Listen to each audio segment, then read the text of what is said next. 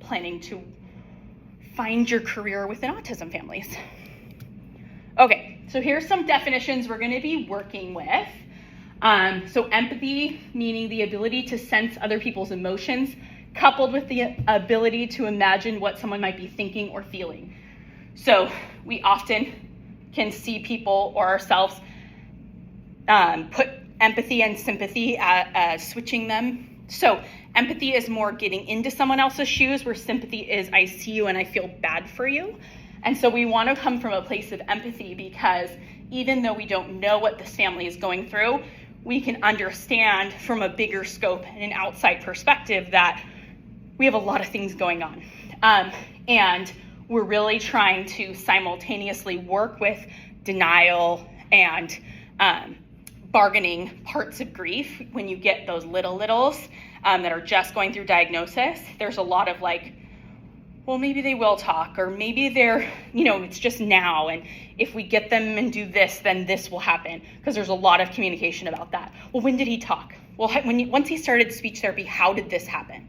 And you want to see like a roadmap to maybe, if my kid's 8 years old and has never talked, can he still talk? Does anybody have that example? And I see these all the time, these posts from desperate parents just wanting their child to have this, the opportunity, or to be able to have the opportunity to hear their child speak. So we're really coming from this place of we understand what you're going through and where you're coming from, and we just want to be part of the team. Listening, so the act of paying attention to sounds around us, specifically focusing on when someone's talking, when we're listening to somebody, we're specifically focusing on the key things they're saying, the emotion that's behind it, and working towards making sure that we are being a good listener. And then together, empathetic listening is the ability to really understand a speaker's message, both in the context of words spoken and full spectrum of emotions behind them. So empathy is going to come with those emotions. So like I said, when we are dealing with young kids in getting a diagnosis, we're dealing with a lot of grief. When we're dealing with a family who had a family member that got in an accident and is now needing some kind of therapy, we're dealing with grief again, because now you've had this long experience of this person and now they're different. Maybe they're full care. When you come from a child, that family might not know any different.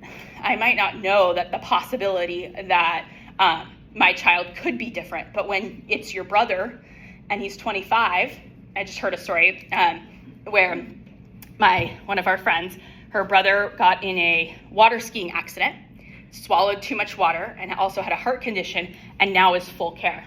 So that's even a different scenario of grief, because you lost to the brother you had. So you knew him for 25, 30 years, and now he's full care, non-speaking, diapers, the whole thing. So it's grief from a different perspective, and both of those come with a ton of emotion. And we have to remember that, as we'll see in one of the videos, we are grieving the loss of an idea. So it's a concept that not the child, not my brother, not the people that are in front of us, but we're looking at the concept of what is not. So it's a little abstract in our thinking. And then validation is the recognition or affirmation that a person or their feelings or opinions are valid and worthwhile. And validation doesn't mean you agree. I always tell my clients, if I could have a billboard, that would be on my billboard. Validation doesn't mean we agree. In a world with hot topics and challenging conversations, we tend to want to argue, and people are afraid that if I say, wow, you don't like blondes, that's an interesting perspective, tell me more about it, that I am somehow saying you're right, all blondes are bad. And without the availability to validate, how will we ever be able to engage in hard conversations? We don't. So validation is really, really important, especially in grieving. My sessions with grieving look a lot like, I know, yeah, you're right. Christmas will be hard. I know. I can't imagine them not here. Oh my gosh, I know. For an hour. Yeah, right. And then Saturday, they won't be here. And next week, I know. And you're just valid. I know. This is so hard. I get it. Wow. And so we're doing a lot of validating at this time. We go back to those littles of really just, my whole world is turned upside down and I want somebody to just go, I know. It's really hard. We're going to figure this out. I know. So Brene Brown's I have this quote in my office, and I think it's really a good way to conceptualize empathy. So empathy has no script. There's no right or wrong way to do it. It's simply listening, holding space without judgment, emotionally connecting, and communicating the incredibly healing message of you're not alone. And I always think about this visual like this. It's like, this is the space that I'm holding. And every time I think about this, I hold this space in my mind. That it's like, you can gather and you can give me your things, and I have the space right here to give them to you. And when we are dealing with people that sometimes are alone, you know, I have a single mom. I have a mom right now. Her husband is just like not engaged in autism at all. I don't know that he's ever said the word. Like, we're like, say it this week. Like, diagnosis a year ago, no communication about it. He's like, but you know, that speech therapy, it's kind of costing a lot. Like, what are we going to do about that? Not ever communicating about that. So she is alone, and she needs that availability to say, I get you, and I'm holding that for you, and it's okay. And so you find yourself in those positions for people that aren't in therapy to be able to hold that space right there. Okay? All right. Okay, we're going to do an activity all together. It's going to be so fun. Okay, so this activity is called Train of Thought. So we were going to do a ball activity. I saved you from that. But we are going to start. So we want to focus on good listening. So we're going to work together from one side of the room to the other. And so we're not going to do a group. We're just going to do it all together. So we're going to start with sharing an idea or a topic. And then the next person that comes right after them is going to add one sentence to build upon it. And we're going to try to come up with a concept that we can do all together. Okay? So do you want to start with a topic? Any topic you want, and we're just going to build upon it as we go across the classroom. Graduation. Oh, graduation. Should I say one word or? Use a sentence to add about graduation. I'm so excited for graduation. I am nervous for what's next. We are graduating soon. We are almost done. It's a blessing to be close to the end.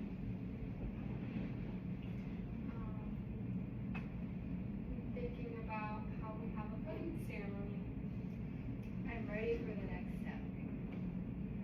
Our families are coming to the wedding ceremony and graduation. Sneak around. I'm excited to celebrate family and friends. Our graduation is on May 9th. Good. Okay. It's hard. We're getting harder. I know that all of our families are really proud of us. I'm wondering who I'm becoming. Job seeking is not easy. Graduation's right around the corner. Okay. All right, this side. How are you going to expand upon that? Yeah. I'm anxious to treat people at my home. Yeah, good. That's great. Good expansion. I'm ready for my clinical fellow year. I can't wait to be done.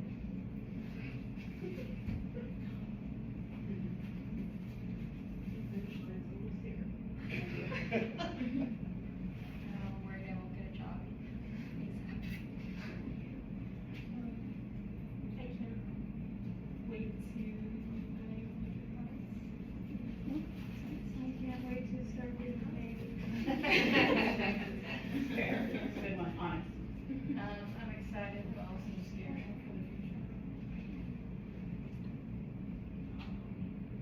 I don't want to do a bunch of job interviews. Our interview process and all of those things are really complicated. This is different than any other graduation. Applying for a job feels really overwhelming.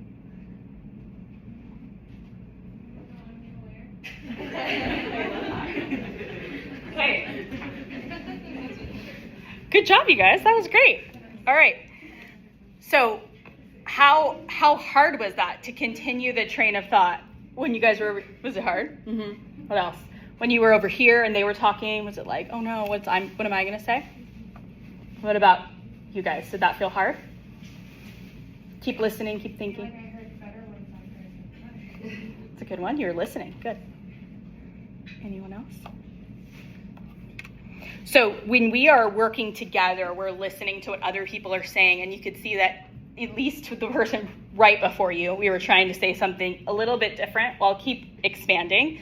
You know, somebody's added in, this side stayed a lot in like graduation and family, and they added in jobs. See how we moved from one side to the other as we were flowing together with this understanding of what was going on. So they heard you say the excited about it and then kind of moved on.